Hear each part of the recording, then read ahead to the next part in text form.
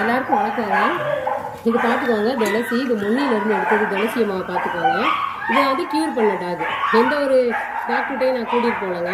Only சாப்பாடு, நல்ல சாப்பாடு.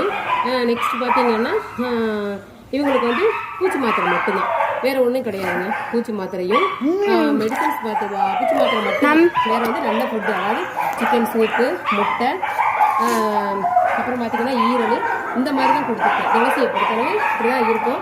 நல்லா பார்த்துக்கோங்க. அது எப்படி இருந்துச்சு அப்படின்னு சொல்லி நான் வீடியோ பார்க்குறேன். நான் இதுக்கு வந்து பெரிய கம்பி சுத்தமாக கிடையாது. ஸ்கின் டிசீஸ் இது பயங்கர மோசமாக இருந்த டாக். நம்ம ஊர்லேயே வந்து கொலை பண்ணுறதுக்குலாம் இதை வந்து தூக்கிலாம் தொங்க போட்டிருந்தாங்க. அது தெரிஞ்சு அதுக்கப்புறம் யாரோ ஒருத்தவங்க கட் பண்ணி விட்டதுக்கப்புறம் நான் வந்து பார்த்து எடுத்து க்யூர் பண்ணி இப்போ நம்மள்டே தான் இருக்குது. ஏன்னா இந்த ஏரியாவில் ஃபுட்டு கிடைக்கிறது ரொம்ப கஷ்டம், அதனால வச்சுருக்கேன். இல்லைன்னா வெளியில் நான் விட்டுருப்பேன், சர்வே ஆகும் அப்படின்னு தெரிஞ்சுவேன். எப்படி இருக்குன்னு மட்டும் பார்த்துக்கோங்க துளசியை.